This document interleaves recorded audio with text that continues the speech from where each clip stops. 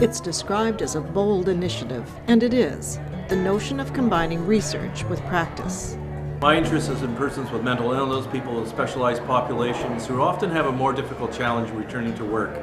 Success for me will see these people connected to employers. Here's what the Centre does to support those working in the employment sector. The Centre collects existing research and other information relevant to employment providers, employers, and policymakers. It tests promising, innovative approaches. And it helps employment providers and employers gain a greater understanding of best practices. Meet Susanna Gurr, the Managing Director for the BC Centre for Employment Excellence. There's no typical day, and that's why I think it's really exciting. Susanna is responsible for making sure everything gets done according to plan and for overseeing research decisions. It has to be voluntary, but then you have to have a very good case about why it's really important for the research. In her previous role as a research director with Social Research and Demonstration Corporation, or SRDC, Susanna managed and conducted social policy and evaluation research, including research in employment, education, and income security.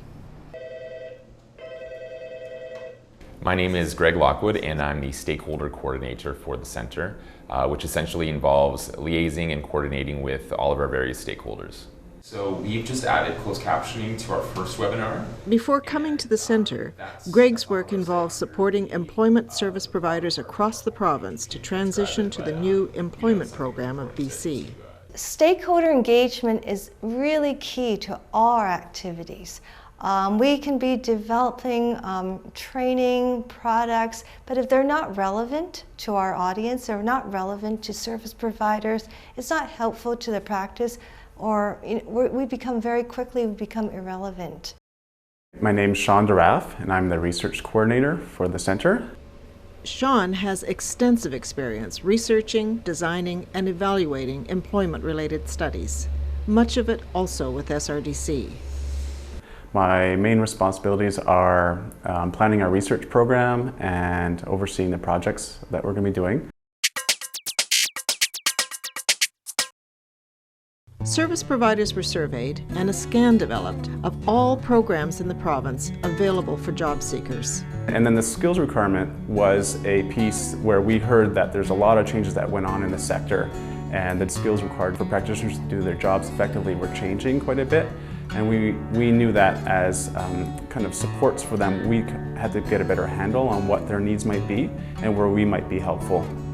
In addition to the core team of Susanna, Sean, and Greg, is their research assistant, Iris Lee.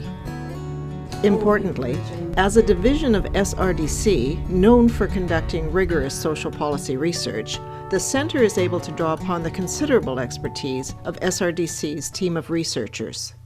We don't have enough evidence-based research around the effectiveness of career development, how it impacts our economy, how it impacts employers, and how it impacts the individual.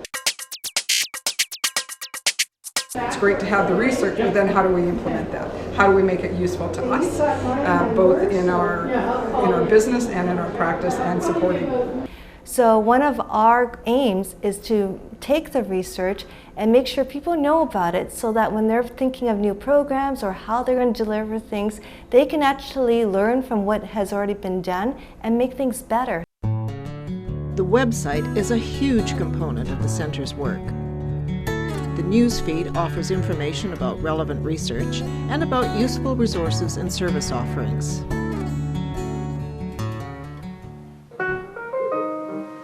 Yeah, so each of you share an onion with somebody else. A newsfeed feature is the Learning from Practice video profiles of innovative practices and programs. A lot of our students have multiple barriers. They've had issues with employment.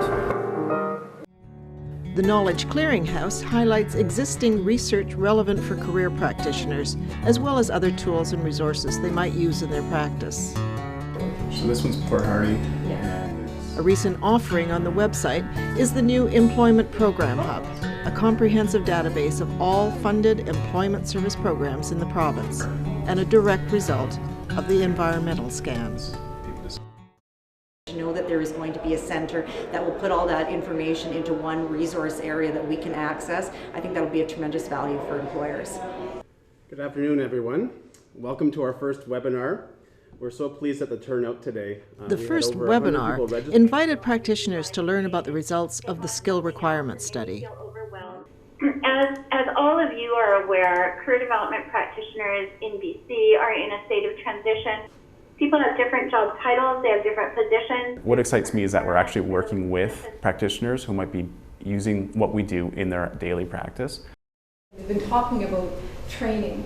And when the same skill requirement study suggested the need for further training, the Centre organized a training advisory group to identify the needs, gaps, and existing training resources for the sector. But in order to work in this field, there's a new set of skills that one needs. I think these sort of immediate interactions and these immediate conversations and collaborations with various stakeholders that the Centre has is really an amazing opportunity that doesn't typically exist in the world of research.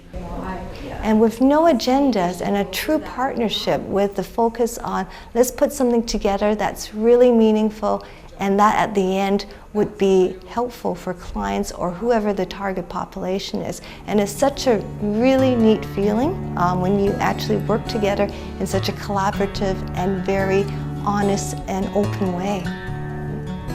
I think it's a fantastic, huge opportunity for BC, and I do think that we're at the vanguard. I really do. It's exciting.